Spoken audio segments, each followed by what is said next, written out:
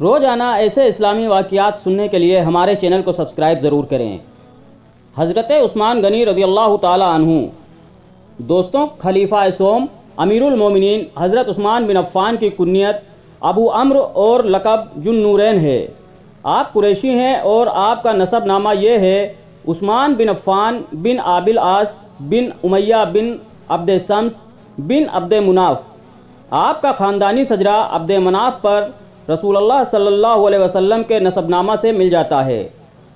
آپ نے شروع اسلام ہی میں اسلام قبول کر لیا تھا اور آپ کو آپ کے چچا اور دوسرے خاندانی کافروں نے مسلمان ہو جانے کی وجہ سے بہت ستایا۔ آپ نے پہلے حبشہ کی طرف ہجرت فرمائی، پھر مدینہ منورہ کی طرف ہجرت فرمائی۔ اس لیے آپ صاحب الہجرتین یعنی دو ہجرتوں والے کہلاتے ہیں۔ اور چونکہ حضور اکرم کی دو بیٹیاں ایک ایک کر کے آپ کے نکاح میں آئیں، اس لیے آپ کا لقب ذو النورین ہے۔ آپ جنگ بدر کے علاوہ دوسرے تمام اسلامی جہادوں میں کفار سے جنگ فرماتے رہے۔ جنگ بدر کے موقع پر ان کی جوزہ محترمہ جو رسول اللہ صلی اللہ علیہ وسلم کی صاحبزادی تھیں، سخت بیمار ہو گئی۔ اس لیے حضور اقدس نے ان کو جنگ بدر میں جانے سے منع فرما دیا، لیکن ان کو مجاہدین بدر میں شمار فرما کر مال غنیمت میں سے مجاہدین کے برابر حصہ دیا اور اجر و ثواب کی خوشخبری بھی دی۔ حضرت امیر المومنین عمر فاروق اعظم رضی اللہ عنہ کی شہادت کے بعد آپ خلیفہ چنے گئے اور 12 برس تک تخت خلافت کو سرفراز فرماتے رہے۔ آپ کے دور خلافت میں اسلامی حکومت کی سرحدوں میں بہت زیادہ پھیلاؤ ہوا اور افریقہ وغیرہ بہت سے دیش قبضہ میں آ کر خلافت راشدہ کے زیر نگی ہوئے۔ 82 برس کی عمر میں مصر کے باغیوں نے آپ کے مکان کا گھیراؤ کر لیا اور 12 ذی الحجہ یا 18 ذی الحجہ 35 ہجری جمعہ کے دن ان باغیوں میں سے ایک بدنصیب نے آپ کو رات کے وقت اس حال میں شہید کر دیا کہ آپ قرآن پاک کی تلاوت فرما رہے تھے اور آپ کے خون کے چند قطرات قرآن شریف کی آیت پر پڑے۔ آپ کے جنازہ کی نماز حضور اقدس کے پھوپھیجاد بھائی حضرت جبیر بن عوام رضی اللہ عنہ نے پڑھائی اور آپ مدینہ منورہ کے قبرستان جنت البقیع میں مدفون ہیں۔ علامہ تاج الدین سبکی علیہ الرحمہ نے اپنی کتاب طبقات میں تحریر فرمایا ہے کہ ایک شخص نے راستہ چلتے ہوئے ایک اجنبی عورت کو گھور گھور کر غلط نگاہوں سے دیکھا۔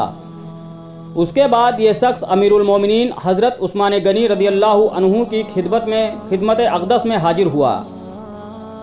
اس شخص کو دیکھ کر حضرت امیر المومنین نے نہایت ہی پرجلال لہجے میں فرمایا کہ تم لوگ ایسے حالت میں میرے سامنے آتے ہو کہ تمہاری آنکھوں میں جنا کے اثرات ہوتے ہیں۔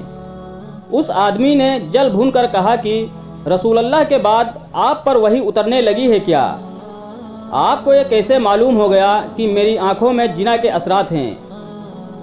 امیر المومنین نے ارشاد فرمایا کہ میرے اوپر وحی تو نہیں نازل ہوتی ہے، لیکن میں نے جو کچھ کہا ہے یہ بالکل ہی قول حق اور سچی بات ہے، اور خداوند قدوس نے مجھے ایک ایسی فراست نورانی بصیرت عطا فرمائی ہے جس سے میں لوگوں کے دلوں کے حالات و خیالات کو معلوم کر لیتا ہوں۔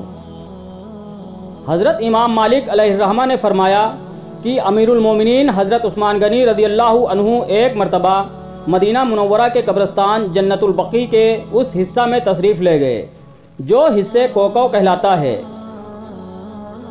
تو آپ نے وہاں کھڑے ہو کر ایک جگہ پر یہ فرمایا کہ جلد ہی یہاں ایک نیک شخص دفن کر دیا جائے گا۔